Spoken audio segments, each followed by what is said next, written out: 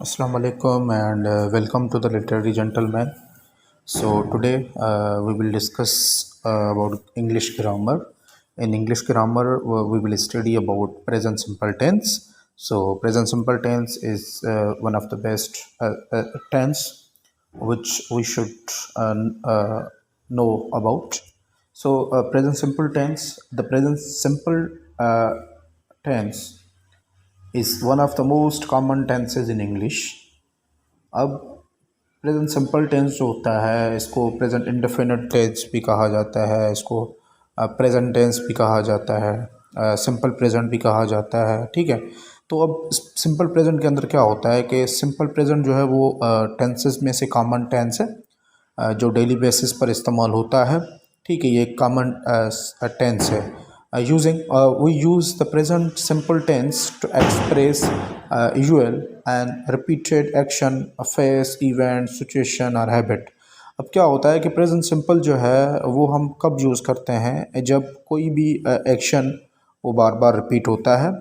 ठीक है, daily basis पर जो भी चीज़ें होती हैं उनमें प्रेजेंट सिंपल काम आता है। उसके बाद जो भी इवेंट होते हैं, इवेंट के अंदर जो है वो उसमें भी प्रेजेंट सिंपल का इस्तेमाल होता है। कोई भी सिचुएशन होती है या कोई भी हैबिट होती है उसको डेली बेसिस पे हम जो करते हैं, ठीक है, तो उसमें प्रेजेंट सिंपल का इस्तेमाल होता है।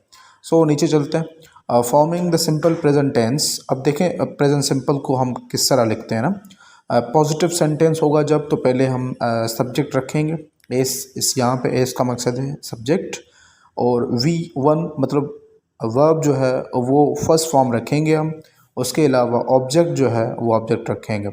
ठीक है, जिस तरह के आई राइट अ लेटर, ठीक है, आई सब्जेक्ट हो गया, राइट जो है वर्ब हो गया, लेटर जो है वो ऑब्जेक्ट हो गया। ठीक है, नेगेटिव में कैसे होगा फिर? नेगेटिव के अंदर हम पहले जो है क्या रखेंगे, पहले सब्जेक्ट रखेंगे, उसके बाद डू या डज जो है वो इस्तेमाल करेंगे, उसके बाद फिर वर्ब होगा, ठीक है, उसके बाद ऑब्जेक्ट होगा। जैसे कि नेगेटिव के अंदर शी डज, उसके बाद नॉट होगा, नॉट के बाद वर्ब होगा, वर्ब के बाद ऑब्जेक्ट होगा, जैसे कि she does not write a letter. ठीक है, उसके बाद क्वेश्चन होगा कि क्वेश्चन कैसे बनता है, जैसे कि डू एंड डज है। ठीक है, तो पहले हम क्या रखेंगे, पहले डू या डज रखेंगे, उसके बाद सब्जेक्ट रखेंगे, उसके बाद वर्ब रखेंगे, उसके बाद जो है ऑब्जेक्ट रखेंगे। कैसे?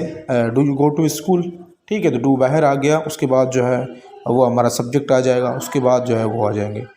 ठीक है, उसके बाद क्या होगा, नोट, डू जो है वो किस किस के साथ लगता है? डू जो है वो आई, यू, वी, दे या प्लूरल नाम जो होंगे उसके साथ लगेगा। ठीक है, डज जो है वो किसके साथ इस्तेमाल होता है? ही, शी, इट, सिंगुलर नाउन के साथ इस्तेमाल होता है।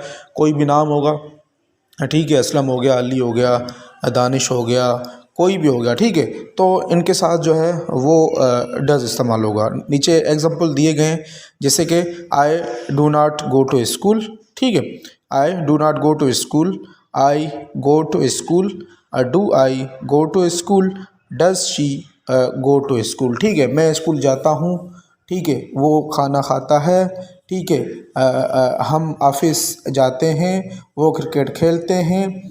ठीक है, एंड में जो है वो निशानियाँ जब ये आ जाएंगी तो हमें ये मालूम होगा ये प्रेजेंट सिंपल टेंस है या प्रेजेंट इंडेफिनिट टेंस है या प्रेजेंट टेंस है। ठीक है, तो इस पे बार बार प्रैक्टिस करें, इस पे ऊपर सेंटेंसेस बनाएं और इसको बार बार सेंटेंसेस के अंदर रिपीट करें। रिपीट करने से आपको पूरा जो है वो याद हो जाएगा। Thank you so much.